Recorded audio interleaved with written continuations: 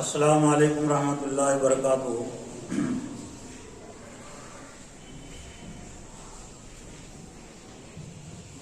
الحمد للہ نحمده ونستعینه ونستغفره ونؤمن به ونتوکل علیہ ونعوذ باللہ من شرور انفسنا ومن سیئات اعمالنا،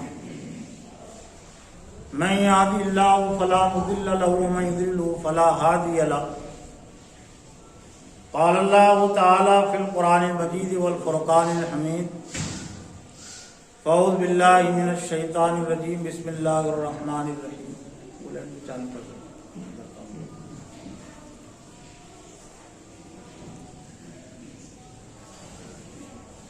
یا ایھا الناس اتقوا ربکم الذی خلقکم من نفس واحدہ وخلق منها زوجها وبث منهما رجالا كثيرا ونساء واتقوا الله الذي تساءلون به والأرحام إن الله كان عليكم رقيبا۔ وقال الله تعالى أيضا هن لباس لكم وأنتم لباس لهن۔ وقال الله تعالى أيضا نساؤكم حرث لكم فأتوا حرثكم أنى شئتم۔ وقال النبی صلی اللہ علیہ وسلم کلکم راع وکلکم مسئول فالامام راع وهو مسئول والرجل راع علی آلہ وهو مسئول والمرأة راعیۃ لآل بیت زوجها وهي مسئولۃ والعبد راع علی مال سیدہ وهو مسئول۔ الا کلکم راع وکلکم مسئول عن رعیتہ، او کما قال علیہ الصلوۃ والسلام۔ معزز و محترم دینی بھائیوں، بزرگوں اور نوجوانوں، اور یقیناً یہ آواز خواتین تک بھی پہنچ رہی ہو، آج کے اس خطبے میں حقوق الزوجین کے فرائض اور ذمہ داریوں سے متعلق قرآن و حدیث کی روشنی میں کچھ باتیں پیش کرنی ہیں۔ میاں بیوی کے حقوق اور فرائض، شوہر اور بیوی کے حقوق اور فرائض، یہ دونوں چیزیں آپس میں جڑی ہوئی ہیں۔ ویسے دیکھا جائے تو تعلیم اور تربیت کے لحاظ سے شوہر کے حقوق اور فرائض مستقل ایک عنوان ہے، بیوی کے حقوق اور فرائض مستقل ایک عنوان ہے، لیکن چونکہ دونوں کی ذمہ داریاں مشترک ہیں، ایک ساتھ جڑی ہوئی ہے، اور قرآن مجید کی بہت ساری آیات میں اللہ تعالیٰ نے میاں بیوی کے حقوق اور فرائض ساتھ میں بیان کیے ہیں، ایک ساتھ بیان کیے ہیں۔ اس لیے میں نے بھی مناسب سمجھا کہ اگرچہ یہ دو عنوان ہے، لیکن ایک ہی عنوان کے تحت یہ عنوان اور موضوع پیش کیا جائے گا، تاکہ ہر شوہر اور ہر بیوی بیک وقت اپنے حقوق کو بھی سمجھے اور جانے، اور اپنے فرائض، اپنی ذمہ داریوں کو بھی جانے اور سمجھے اور ادا کرنے کی کوشش کرے۔ الگ الگ پیش کرنے میں کچھ فاصلہ ہو جاتا ہے، کچھ وقفہ ہو جاتا ہے، اس لیے کچھ ذمہ داریاں ذہن و دماغوں سے اوجھل ہو جاتی ہیں۔ قرآن مجید میں اللہ تعالیٰ نے سورہ نساء کے شروع میں میاں بیوی کی ایک طرح سے تاریخ بھی بیان کر دی، اور جو فکری ذمہ داری عائد ہوتی ہے اس فکری ذمہ داری کو بھی اللہ نے بیان کر دیا۔ اور یہ آیت اتنی اہم ہے کہ نبی صلی اللہ علیہ وسلم خطبہ نکاح کے شروع میں اس کو تلاوت کرتے تھے، اس کو لوگوں کو سناتے تھے. یعنی ایک طرح سے حضرت آدم اور حضرت حوا کے ذریعے سے جو رشتہ وجود میں آیا، تو اس نکاح کی مجلس میں اسی رشتے کی تجدید ہوتی ہے، اسی رشتے کا آغاز ہوتا ہے.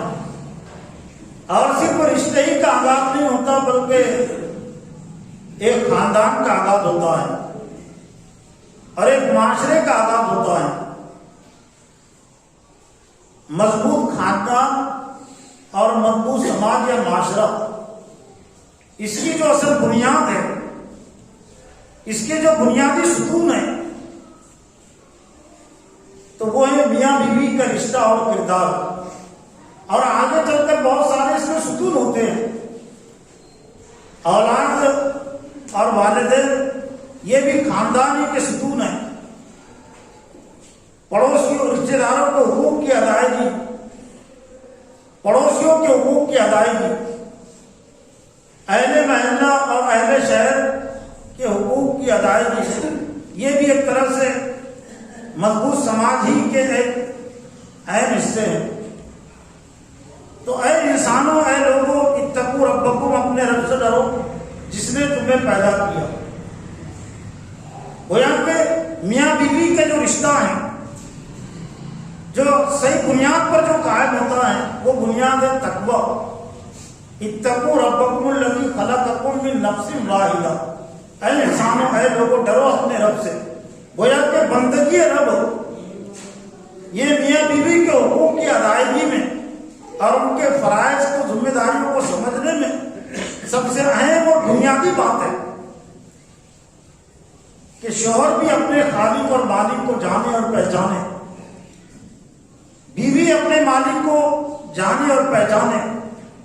اور عمومی طور سے تمام انسان، چاہے انسانوں کی دنیا میں کوئی بھی حیثیت ہو، وہ اپنے خالق اور مالک کو پہچانے اور نہ صرف کو پہچانے، اتقوا، تقویٰ اختیار کرے، اللہ کی محبت اپنے دل کے اندر پیدا کرے اور اس کے احکام اور اس کے فرامین کی عظمت اپنے دل کے اندر پیدا کرے.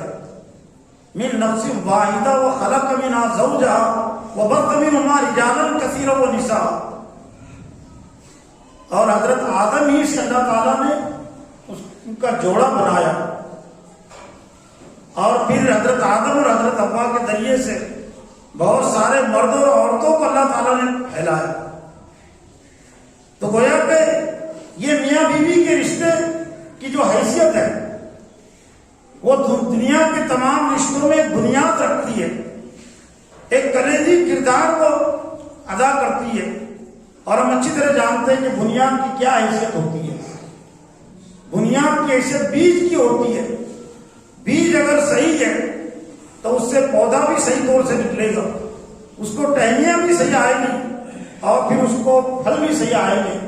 ایسا تو ہو ہی نہیں سکتا کہ کسی نے ببول کا بیج بویا اور اس کو آم کے پھل آئے. آم کے پھل آم کے درختوں کو آتے ہیں، ببول کے درختوں کو کاٹے آتے ہیں اور ببول کی ٹہنیاں اس کو لگتی ہے. اور پھر میاں بیوی کے رشتے کی حیثیت اور حقیقت کو اللہ تعالیٰ نے اپنی ایک نشانی قرار دیا. اور سورہ روم میں اللہ تعالیٰ نے فرمایا وَمِنْ آيَاتِهِ أَنْ خَلَقَ لَكُم مِّنْ أَنفُسِكُمْ أَزْوَاجًا لِتَسْكُنُوا إِلَيْهَا وَجَعَلَ بَيْنَكُم مَّوَدَّةً وَرَحْمَةً. اللہ کی نشانیوں میں سے یہ قرآن مجید کی جو آیتیں ہیں، ان کو آیت اس لیے کہتے ہیں کہ نشانیاں ہیں. اللہ کی ہر آیت، قرآن کی ہر بات، قرآن کا ہر جملہ ایک نشانی ہے. اور اسی کو معجزہ بھی کہتے ہیں. معجزہ کہتے ہیں وہ چیز جس کو انسان پیش کرنے سے عاجز ہو، تھک ہار جائے، تو اسی کو کہتے ہیں معجزہ. اور معجزے اللہ تعالیٰ کی طرف سے دیے گئے ہیں. انبیاء علیہ السلام کی نبوت اور دعوت کے ثبوت میں اللہ تعالیٰ نے کچھ معجزات دیے ہیں، لیکن حضرت محمد صلی اللہ علیہ وسلم کا جو سب سے بڑا معجزہ ہے، وہ معجزہ اللہ کے رسول صلی اللہ علیہ وسلم نے صرف حضرت محمد صلی اللہ علیہ وسلم تک اس کو محدود نہیں رکھا. حضرت موسیٰ علیہ السلام کو بھی کچھ معجزات دیے گئے تھے لیکن ان کی ذات تک محدود تھے. اور بھی انبیاء کو کچھ معجزات دیے گئے تھے لیکن ان کی ذات تک محدود اس لیے تھے کہ وہ نبی قیامت تک کی ہدایت اور رہنمائی کے لیے نہیں بھیجے گئے تھے. لیکن حضرت محمد صلی اللہ علیہ وسلم قیامت تک کی رہنمائی کے لیے بھیجے گئے ہیں. اور آپ پر ایمان لانے والی امت پر قیامت تک وہی ذمہ داری ہے جو حضرت محمد صلی اللہ علیہ وسلم پر ہے. اس لیے حضرت محمد صلی اللہ علیہ وسلم کو اللہ نے جو معجزہ دیا قرآن مجید کی صورت میں، اللہ نے اس کی تاثیر قیامت تک کے لیے رکھی ہے. لیکن اس کے لیے ضروری ہے کہ اس کو پیش کیا جائے. انسان اپنے دل اور دماغ پر اس کو پیش کرے تو پھر وہ معجزہ ضرور اپنی تاثیر دکھاتا ہے. انسانوں کے ذہن اور دماغوں پر پیش کرے تو ضرور اللہ تعالیٰ اس میں اثر ڈالتا ہے اور معجزہ اپنا اثر دکھاتا ہے. تو اللہ نے فرمایا میاں بیوی کے رشتے کی حیثیت کہ اللہ کی نشانیوں میں سے کہ اس نے تمہیں جوڑا بنایا. یعنی گویا کہ شوہر بیوی کے لیے نعمت ہے اور بیوی شوہر کے لیے نعمت ہے. لِتَسْكُنُوا إِلَيْهَا. اور پھر جوڑے کا ایک اہم مقصد اللہ تعالیٰ نے جو بیان کیا، میاں بیوی کے رشتے کے ایک اہم مقصد جو اللہ نے بیان کیا، لِتَسْكُنُوا إِلَيْهَا، تاکہ تم سکون حاصل کرو. یعنی بیوی شوہر سے سکون حاصل کرے اور شوہر بیوی سے سکون حاصل کرے. لیکن بیوی کو شوہر سے سکون کب ملے گا؟ جس کے بعد جو چیز ہوتی ہے وہی چیز تو دے سکتا ہے نا. پانی کوئی حاصل کرنا چاہ رہا تھا، کنویں میں اگر پانی ہوگا تو کنویں سے پانی لینے والے کو پانی ملے گا، تالاب میں پانی ہوگا. کسی دکان میں کوئی چیز ہے، کوئی چیز وہ خریدنا چاہ رہا ہے، وہ چیز دکان میں ہوگی تو وہی چیز وہ دے سکے گا. تو اب گویا کہ دوہری ذمہ داری ڈال دی گئی. بیوی پر بھی شوہر سے متعلق دوہری ذمہ داری اور شوہر پر بیوی سے متعلق دوہری ذمہ داری، ہر ایک پر دوہری ذمہ داری کہ بیوی شوہر کے لیے سکون کا ذریعہ ہے. تو ظاہر بات ہے بیوی چین و سکون میں ہوگی تو شوہر کو چین و سکون پہنچائے. لیکن ہماری جو سوچ ہے کہ چاہے بیوی چین و سکون میں ہو یا نہ ہو، لیکن ہم کو بیوی کے ذریعے سے چین و سکون ملنا، یہیں سے ناکامی ہوتی ہے اور محرومی میں یہیں سے ہوتی ہے. بیوی چین و سکون میں ہوگی تو وہ چین و سکون شوہر کو پہنچائے. شوہر چین و سکون میں ہوگا تو بیوی کو چین و سکون پہنچا سکے گا. ایسا تو ہو ہی نہیں سکتا کہ شوہر کی طرف سے بیوی کو چین و سکون نہ ملے اور شوہر اس کو چین و سکون دے سکے. لِتَسْكُنُوا إِلَيْهَا میں ایک طرح سے دونوں کے فرائض بھی بیان کر دیے گئے کہ بیوی کا یہ فرض ہے کہ جہاں وہ شوہر سے سکون حاصل کرنے کی امید رکھتی ہے، توقع رکھتی ہے، تو وہ شوہر کو چین و سکون بھی پہنچائے. شوہر اگر بیوی سے چین و سکون حاصل کرنے کی توقع رکھتا ہے، امید رکھتا ہے، تو اس کا فرض ہے کہ وہ بیوی کو چین و سکون پہنچائے. وہ جعل بینکم مودۃ ورحمہ. اور پھر اللہ تعالیٰ نے اس رشتے کی خصوصیت ایک نعمت یہ بیان کی کہ اللہ نے تمہارے درمیان میں یہ نکاح کے ذریعے سے الفت اور محبت ڈال دی. نکاح کے رشتے کے ذریعے سے الفت اور محبت پیدا ہوتی ہے. صرف جنسی ضرورت کے رشتے کی بنیاد پر، تعلق کی بنیاد پر محبت پیدا نہیں ہوتی. اگر کسی کا جو گمان ہے کہ یہ میاں بیوی کے رشتے میں محبت اس لیے آتی ہے کہ بیوی کی جنسی ضرورت شوہر سے وابستہ ہے، شوہر کی جنسی ضرورت بیوی سے وابستہ ہے اور ایک دوسرے تو اپنی ضرورت پوری کرتے ہیں، تو شاید اس وجہ سے محبت پیدا ہوتی ہے. یہ غلط فہمی ہے. ورنہ پھر زانی اور زانیوں کے درمیان میں کیوں محبت پیدا نہیں ہوتی؟ اور پھر کیوں ہم اخبارات میں آئے دن یہ دیکھتے رہتے ہیں کہ ایک شخص نے ایک عورت سے اپنی جنسی ضرورت پوری کی، اس سے زنا کیا، اس سے بدکاری کی اور اس کو پھر جلا دیا اور اس کو آگ میں ڈال دیا اور اس کو کسی چیز سے مار دیا. سینکڑوں ہزاروں خبریں روزانہ یہ دیکھتے رہتے ہیں کہ کئی لوگوں نے کسی معصوم بچی سے، کسی عورت سے انہوں نے زنا کیا، بدکاری کی. اور یہاں تک کے واقعات ہیں کہ پھر نازک حصے میں کوئی لوہے کی راڑ انہوں نے ڈال دی، کوئی لکڑی ڈال دی اور اس کو جلا دیا، تو زنا بدکاری سے محبت پیدا نہیں ہوتی، نکاح کے ذریعے سے محبت پیدا ہوتی ہے. اور پھر وہ نکاح کی بنیاد جتنی زیادہ مضبوط ہوگی، قرآن و حدیث کے قریب ہوگی اور اللہ تعالیٰ کے دیے ہوئے رشتے کے قریب ہوگی، تو اس میں اتنی زیادہ محبت پیدا ہوگی. پھر میاں بیوی ہی کے رشتے کی حیثیت کو اللہ تعالیٰ نے سورہ بقرہ کی 2 آیتوں میں بہت ہی جامع اور مختصر انداز میں بیان کیا. اور ایک طرح سے ان 2 آیتوں میں، بلکہ 2 آیتیں نہیں، 2 آیتوں کا وہ ٹکڑا ہے، 2 آیتوں کے 2 ٹکڑے، لیکن دریا کو کوزے میں بند کرنا جسے ہم کہتے ہیں، وہ مثال بھی پھیکی پڑ جائے. ہن لباس لکم وانتم لباس لہن، ہن لباس لکم، عورتیں تمہارا لباس ہے. شوہروں کو خطاب کر کے کہا گیا کہ تمہارا لباس ہے تمہاری عورتیں، وانتم لباس لہن، اور اے مردوں اے شوہروں تم ان کا لباس ہو. بیویوں کا لباس شوہر ہے اور شوہروں کا لباس بیویاں ہیں. اللہ تعالیٰ نے لباس کی سے تشبیہ دے کر ایک طرف سے میاں بیوی کے حقوق اور فرائض سے متعلق اللہ کی جو سنت ہے، تو اللہ تعالیٰ نے اپنی سنت، اپنی پالیسی کو بیان کر دیا 2 ہی لفظوں میں، ہن لباس لکم وانتم لباس لہن. لباس سے متعلق صاحب لباس کی کیا ذمہ داری ہوتی ہے؟ لباس سے متعلق صاحب لباس کی ذمہ داری یہ ہوتی ہے کہ اس سے وہ محبت کرے. چنانچہ اس کو رغبت ہوتی ہے، محبت ہوتی ہے اپنے لباس سے. روپیے پیسے دے کر وہ اپنے لباس کو حاصل کرتا ہے، خریدتا ہے، اور درزی کے پاس، ٹیلر کے پاس اس کو سلاتا ہے. اور لباس ہی کا ایک اہم مقصد اور لباس ہی کی ایک اہم ضرورت یہ بھی ہوتی ہے کہ لباس پر کچھ خرچ بھی آتا ہے. خرچ کس بنیاد پر آتا ہے؟ لباس میلا ہوتا ہے، لباس گندا ہوتا ہے، اور لباس کبھی پھٹتا بھی ہے. تو لباس اگر گندا اور میلا ہو جائے تو کوئی گندے لباس کو پھینک نہیں دیتا، اور اگر کوئی پھینک دے رہا ہے اسی وقت تو وہ فضول خرچی کر رہا ہے اور اس کو پہنتا بھی نہیں. میلے لباس کو صاحب لباس پھینکتا بھی نہیں اور میلا پہنتا بھی نہیں. اب کیا راستہ باقی رہتا ہے؟ ایک ہی راستہ باقی رہتا ہے نا. پھینک بھی نہیں سکتے اور پہن بھی نہیں سکتے.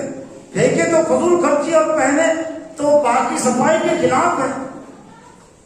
تو اس کا واحد طریقہ ہوتا ہے اور ہر شخص اس پر عمل کرتا ہے، اس کو صاف کرتا ہے، صابن سے، پانی سے اس کو صاف کرتا ہے. اور کبھی ایسا بھی ہوتا ہے کہ لباس اس کا 1000 میں بنا تھا، لیکن 1 سال پہنتے پہنتے 1000 سے زیادہ اس پر خرچ آ گیا، لیکن اس نے اس کو زحمت نہیں سمجھا. یہ کیسا لباس ہے کہ 1000 روپئے تو شروع میں لگ گئے اور پھر اس کو پہنتے پہنتے جب میلا ہوا جب اس پر خرچ کرنا پڑتا ہے. اس طریقے کے پریس کے الگ پیسے دینے پڑتے ہیں اور صفائی کے الگ پیسے دینے پڑتے ہیں. لاؤ میں لباسی کو پھینک دوں تو پاگل اور بیوقوف شمار ہو. عقل مند کی پہچان یہ ہوتی ہے، سمجھدار کی پہچان یہ ہوتی ہے کہ لباس جب گندا ہو گیا، میلا ہو گیا تو اس کو صاف کرے. اب یہ گویا کہ اس رشتے کے ذریعے سے، الفاظ کے ذریعے سے بیویوں کو بھی آگاہ کر دیا گیا، شوہروں کو بھی آگاہ کر دیا تمہارا لباس ہے تو لباس ہمیشہ صاف نہیں رہے گا. تم استعمال کرو گے، ان کے ساتھ تم زندگی گزارو گے، تو جس طرح سے تم لباس میں زندگی گزارتے ہو اور لباس تمہارا گندا اور میلا ہوتا ہے، تم پاک اور صاف کرتے ہو اور دوبارہ اس کو زیر تن کرتے ہو، پہنتے ہو، تو ایسی اگر بیوی ہے تمہارا لباس ہے تو اس کا ذہن اور دماغ بھی گندا ہوگا، اس کا عمل بھی کبھی گندا ہو سکتا ہے، اس کی سوچ اور فکر بھی گندی ہو سکتی ہے. یہ لباس سے تشبیہ دے کر ایک طرح سے ذمہ داریاں اس میں بیان کی گئی ہیں جو شوہر پر عائد ہوتی ہے لباس سے متعلق، جو بیوی پر عائد ہوتی ہے شوہر سے متعلق. تو بیوی بھی صرف تعلیم و تربیت کی ذمہ داری صرف شوہر ہی کی نہیں ہے اور صرف بیوی ہی کی نہیں ہے، دونوں کی ذمہ داریاں، 2 طرفہ ذمہ داریاں ہیں، مشترک ذمہ داریاں ہیں، اس لیے کہ دونوں کی مشترک وہ ضرورت ہے. شوہر بیوی کا لباس ہے اور بیوی شوہر کا لباس ہے، تو باقی صفائی کا اہتمام باقی نہیں رہا. اس لیے صاحب لباس کو چین سکون نہیں مل رہا ہے لباس میں. شوہر چین و سکون سے محروم ہے، لباس کے مقصد سے محروم ہے، اور بیوی جو ہے تو لباس کے مقصد سے محروم ہے. لیکن اس میں دونوں ہی کا قصور ہے کہ جو صفائی کی ذمہ داری ہے، پاک صاف کرنے کی ذمہ داری ہے بیوی کی، کہ شوہر اس کا لباس ہے. اگر میلا پن آ رہا ہے اس کے ذہن اور دماغ میں، اس کے عمل میں میلا پن ہے تو اس میلے پن کو دور کرے. لیکن یہ جو ذہن اور دماغ کا جو میلا پن ہے یہ دنیا کے کسی پانی سے دور نہیں ہوتا، آب زمزم سے بھی نہیں ہوتا. آب زمزم وہ مشرکین مکہ بھی پیتے تھے، لیکن وہ آب زمزم پینے سے ان کا کفر اور شرک بھی زندگی سے نہیں گیا، اور آج بھی بہت سارے پیتے ہیں. آب زمزم سے بھی پاک کی صفائی نہیں ہوتی. وہ پینے کے لیے پانی اللہ تعالیٰ نے جسموں کے اور کپڑوں کی صفائی کے لیے جو بارش نازل کی، اس کے لیے بھی اندال کے الفاظ ہے، لیکن وہ ہدایت کی بارش، آسمان سے بارش برستی ہے پانی کی صورت میں، جس سے ہماری جسمانی ضرورت پوری ہوتی ہے. لیکن ایک بارش اللہ تعالیٰ نے انبیاء پر نازل کی ہدایت کی، اور قرآن مجید کی صورت میں یہ ہدایت کا سرچشمہ ہے، یہ ہدایت کی بارش کا اور پانی کا سرچشمہ ہے. تو اس کے ذریعے سے اس کو لگائے. شوہر بیوی کے میلے پن کو قرآن حدیث کے ذریعے سے دور کرے، بیوی شوہر کے میلے پن کو قرآن حدیث کی تعلیمات پیش کر کے وہ دوری کرے. اور لباس کا ایک مقصد یہ ہوتا ہے کہ اس سے شرم حیا کی حفاظت ہوتی ہے، شرم حیا کی حفاظت ہوتی ہے. قابل ستر جو اعضاء ہیں اس سے چھپائے جاتے ہیں. تو یہ میاں بیوی کا جو لباس ہے یہ شرم حیا کا تقاضا ہے. شرم حیا اپنے اندر لیے ہوئے ہیں تو لباس پہننے کے بعد پھر کوئی بے شرم ہو جائے، پھر کوئی بے حیائی کا راستہ اختیار کرے تو اس سے بڑھ کر اور کوئی بیوقوف نہیں ہو سکتا. کہ اللہ تعالیٰ نے ایک لباس عطا کیا اور وہ لباس کو چھوڑ کر، لباس کو پھاڑ کر وہ بے حیائی کے راستے میں وہ پھاند رہا ہے، بے حیائی کے راستے میں وہ کود رہا ہے، جا رہا ہے زنا اور بدکاری کے راستے میں.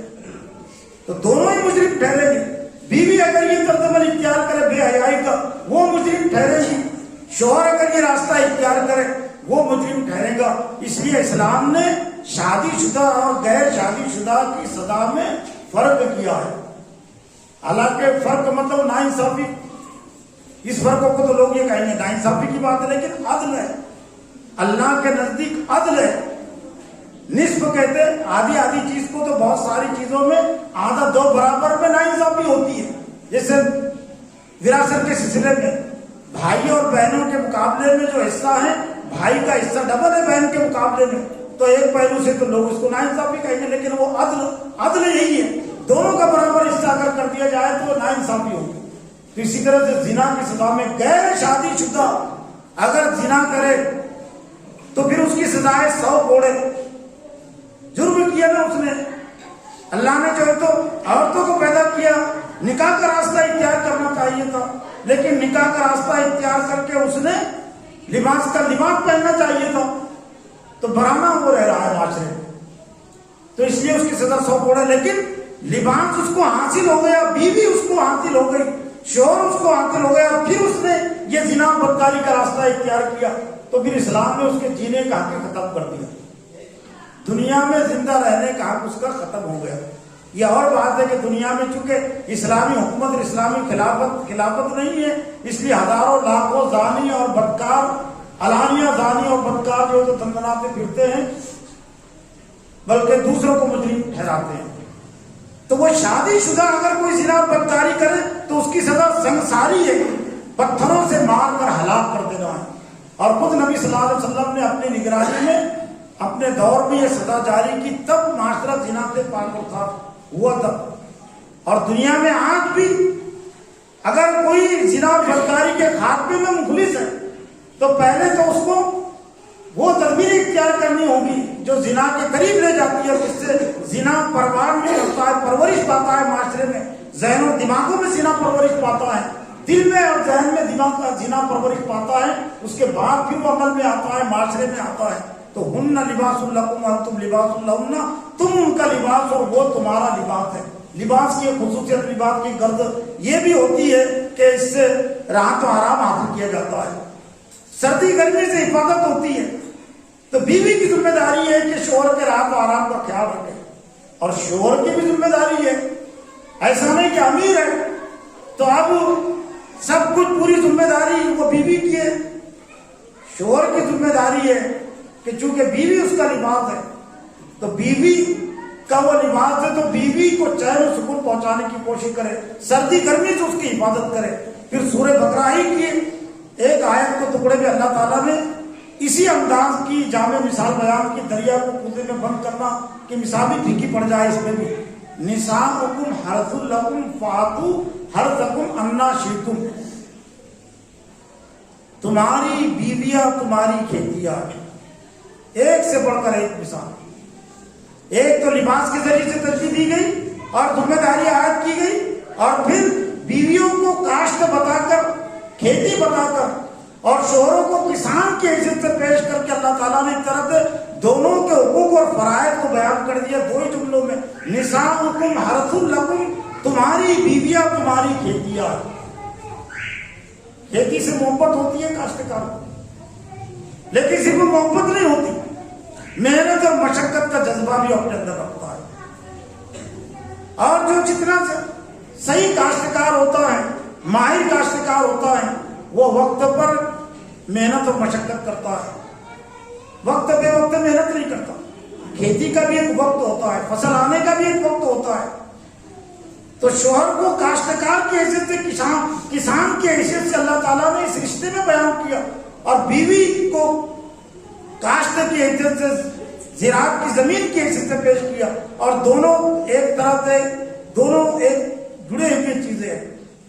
صحیح زمین کے لیے صحیح کاشتکار کی ضرورت ہوتی ہے، ورنہ زمین زرخیز سے زرخیز ہو، اچھی سے اچھی زمین ہو، لیکن اگر اس کو صحیح کاشتکار نہ ملے، کسان نہ ملے، تو وہ زمین بنجر ہو جائے گی۔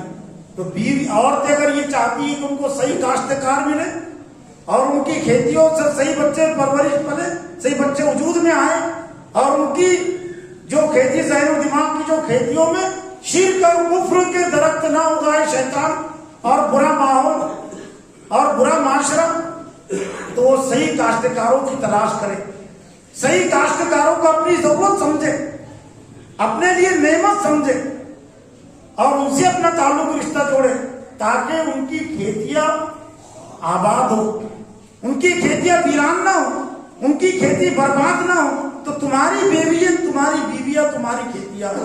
اور بطور کاشتکار کے اللہ نے شوہر کو جو پیش کیا، ہر شوہر اس مثال میں اپنا کردار دیکھے، اپنی ذمہ داریوں کو سمجھے کہ کس طرح کی ذمہ داری عائد ہوتی ہے۔ کاشتکار اس کو زیادہ سمجھیں گے، لیکن ایسا نہیں ہے کہ صرف کاشتکاری کی ذمہ داری سمجھتے ہیں۔ سفر کرتے ہیں آپ، ہم بھی سفر کرتے ہیں، تو دیکھنے والوں کو، تماشائی لوگوں کو بھی کم از کم کاشتکاروں کی ذمہ داریاں معلوم ہو جاتی ہے کہ کس طرح سے کاشتکار اپنی ذمہ داریوں کو ادا کرتے ہیں۔ یہاں تک کہ رات میں بھی ان کو کبھی اٹھنا پڑتا ہے، رات میں پانی دینا پڑتا ہے، نیند قربان کر کے۔ رات میں اٹھنا بہت مشکل ہے نا، لیکن وہ کھیتی کی ذمہ داری سمجھتے ہیں، رات میں پانی دیتے ہیں اگر ضرورت پڑے۔ اور پھر ایسا بھی ہوتا ہے کہ کسی سال محنت اور مشقت کے باوجود اس میں فصل نہ آئے تو کاشتکار مایوس نہیں ہوتا، کاشتکار تھک ہار کر بیٹھ نہیں جاتا، اور کھیتی کو بالکل فروخت نہیں کر دیتا، کھیتی پر لان تان نہیں کرتا، بلکہ کھیتی میں جس سال فصل نہیں آئی تو دوبارہ زیادہ محنت کرتا ہے، احتساب کرتا ہے کہ کیا کمی رہ گئی تھی، اپنا احتساب لیتا ہے، جائزہ لیتا ہے اس میں کمی کیا رہ گئی کہ محنت کرنے کے باوجود کھیتی میں فصل نہیں آئی، تو محنت اور مشقت کرتے رہتا ہے۔ پھر سورہ نساء میں اللہ تعالیٰ نے میاں بیوی کے رشتے کی حیثیت کو ایک طرح سے اس میں بھی دونوں کے فرائض بھی ہے، دونوں کے ذمہ داریاں بھی ہے۔ فرض کہتے ہیں ذمہ داری کو، یہ نماز کے متعلق جو الفاظ ہے فرائض کے، تو اسی بنیاد پر ہے کہ نماز فرض ہے، ذمہ داری کی چیز ہے، ادا کرنا ضروری ہے، جس کا ادا کرنا ضروری ہے وہ فرض ہوتا ہے۔ اسی لیے حج ہے، نماز ہے، روزہ ہے، زکوٰۃ ہے، ان کا شمار فرائض میں ہوتا ہے۔ الرجال قوامون علی النساء بما فضل اللہ بعضهم علی بعض وبما انفقوا من اموالهم الرجال قوامون علی النساء، مرد قوام ہے عورتوں پر، کس وجہ سے؟ بما فضل اللہ بعضهم علی بعض، اللہ تعالیٰ نے پیدائش کے طور پر ہی بعض کو بعض پر فضیلت بخشی ہے، کچھ پیدائشی خصوصیات کسی میں اللہ نے زیادہ رکھی ہے اور کسی میں کم رکھی ہے، لیکن اس میں بھی اللہ تعالیٰ کا احسان ہے، ہر ایک کو اس کی ضرورت کے مطابق اللہ تعالیٰ نے دیا ہے۔ اور دوسری مردوں کے قوام ہونے کی جو دلیل دی گئی وہ بما انفقوا من اموالہم، اور مردوں کو جو فوقیت جو عمارت حاصل ہے عورتوں پر، اس کا دوسرا سبب، اس کی دوسری دلیل یہ ہے کہ وہ کماتے ہیں عورتوں کے لیے، بما انفقوا من اموالہم، اپنے مالوں میں سے وہ خرچ کرتے ہیں۔ الرجال قوامون علی النساء، مردوں کو اللہ تعالیٰ نے قوام بنایا، قیم کی جمع ہے قوام، حاکم کو نہیں کہتے۔ عام طور سے کچھ لوگ کہتے ہیں کہ اللہ تعالیٰ مرد حاکم ہے عورتوں پر، بہت خطرناک بات ہے۔ حاکمیت الہ اسلام میں صرف اللہ کے لیے خاص ہے۔ حاکمیت کا دعویٰ انبیاء علیہ السلام نے بھی نہیں کیا۔ حاکم کہتے جو حکم دے، جو قانون بنائے، اس کو کہتے ہیں حاکم۔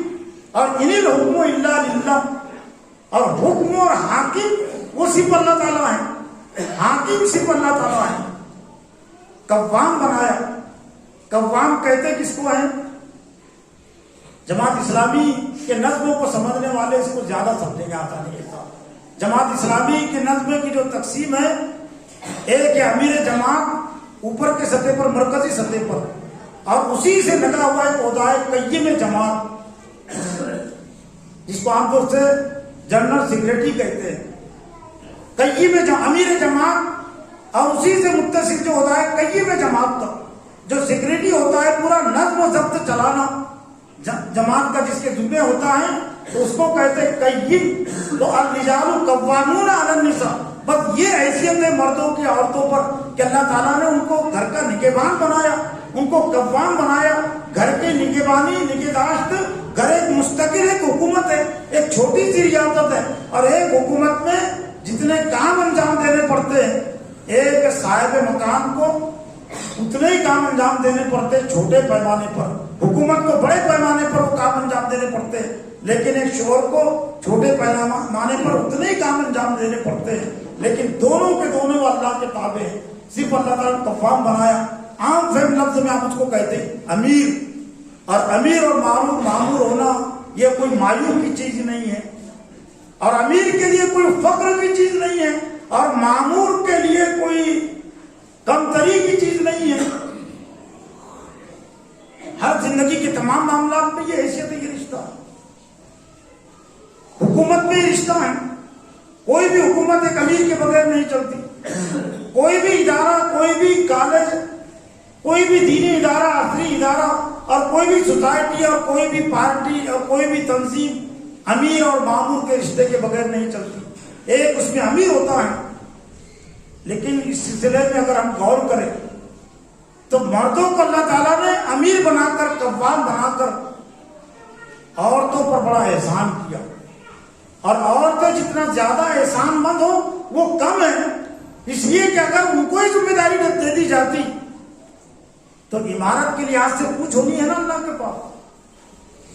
ورنہ آج بھی جو صحیح طور سے ذمہ داری ادا کرنا چاہتے ہیں، جو صرف عہدے کے لالچی ہوتے ہیں تو یقیناً عہدے کی طلب میں رہتے ہیں، لیکن جو سمجھتے ہیں کہ ذمہ داری کس نوعیت کی ہے۔ اب اسکولوں کے حوالے سے ہیڈ ماسٹروں پر حکومت نے کچھ زیادہ ذمہ داریاں ڈال دی، پڑھائی کی نہیں، صرف کھانا پوری کی رجسٹر بھرنے کی۔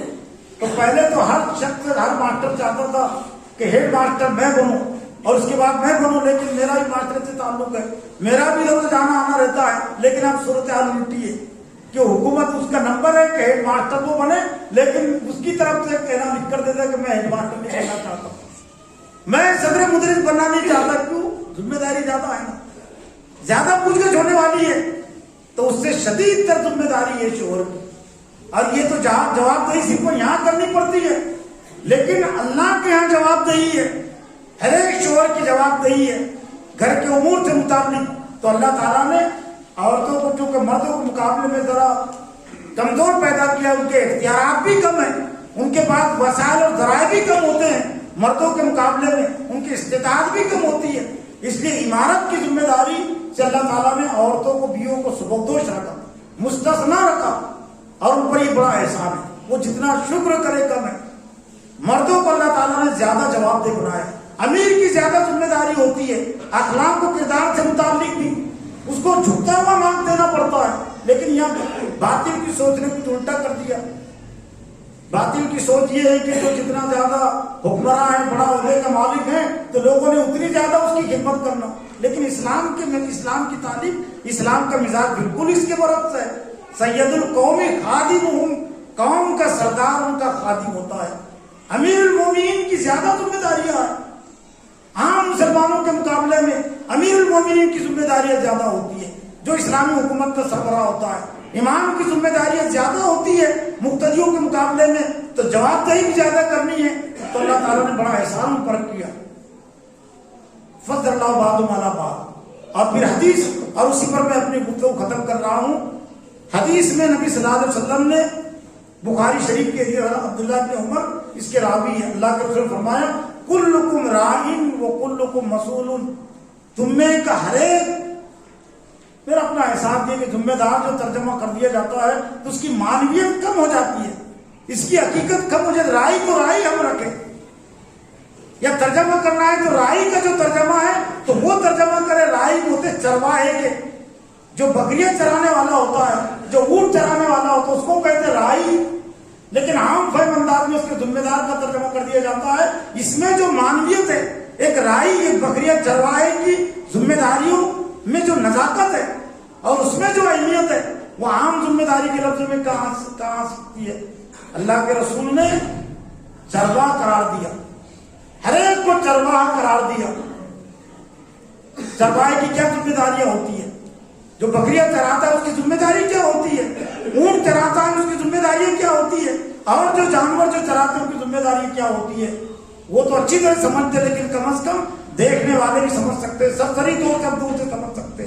جس کا عملی تجربہ ہے, مشاہدہ ہے, تو وہ زیادہ سمجھیں گے. لیکن اولی ذمہ داری ہوتی ہے کہ دشمن سے حفاظت کی جائے, بھیڑیے سے بکریوں کی حفاظت کی جائے, شیروں سے جانوروں کی حفاظت, جانور یہ اونٹوں کی حفاظت کی جائے, ان جانوروں سے جو درندے ہیں, جو ان کا خون کرتے ہیں, ان کو ہار کھا جاتے ہیں.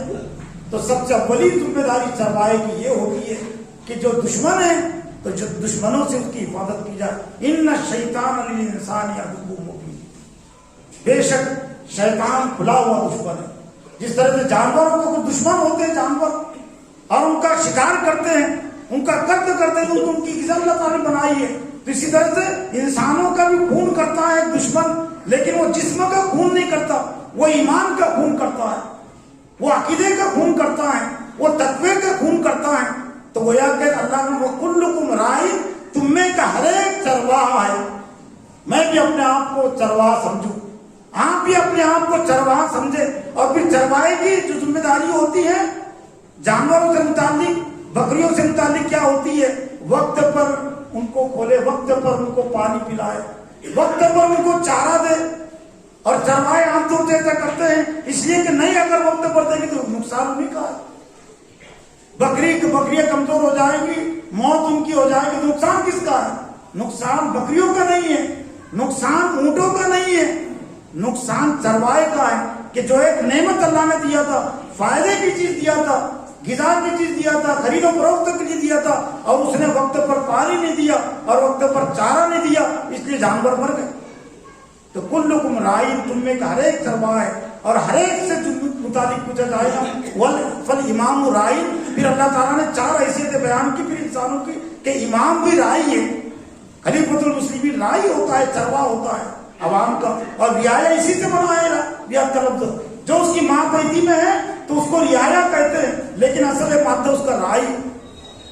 اور آدمی والرجل راعٍ علی آلہ, اور آدمی شوہر چرواہا ہے گھر کے افراد سے متعلق, وہ بیوی کا چرواہا ہے, وہ بچوں کا چرواہا ہے, اور گھر میں جتنے افراد ہیں ان تمام کا وہ چرواہا ہے. اللہ تعالیٰ اس کو چرواہا قرار دیا.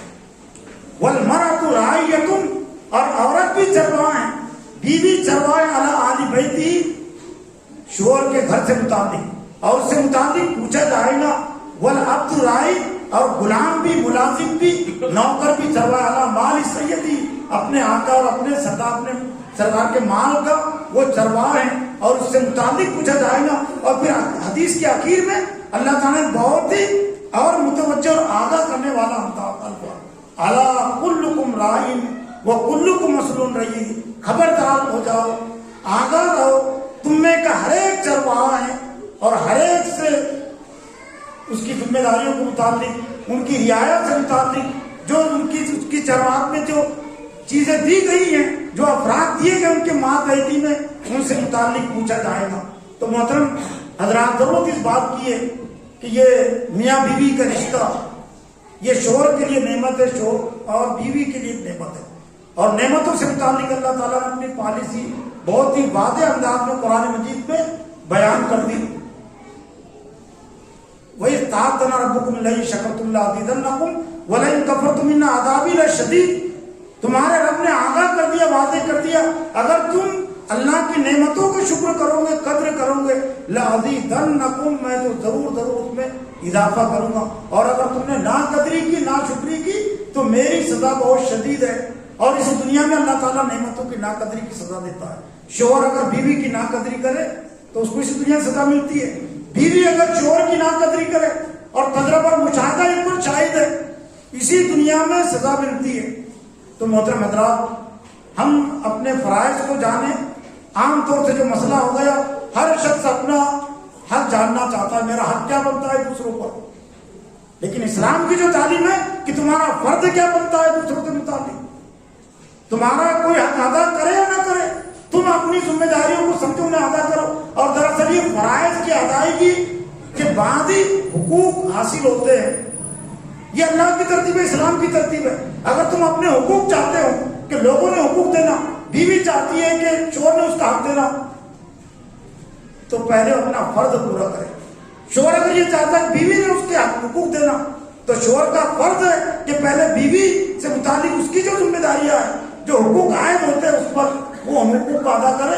تو خود بخود یہ فرائض اور ذمہ داریوں کی ادائیگی ہمارے حقوق کی ادائیگی کا ذریعہ بنے گی. اللہ سے دعا ہے کہ اللہ تعالیٰ مجھے بھی اور آپ کو بھی میاں بیوی کے رشتے کی حیثیت کو، فرائض کو سمجھنے، انہیں ادا کرنے کی توفیق عطا فرمائے. واقعی دعوانا ہے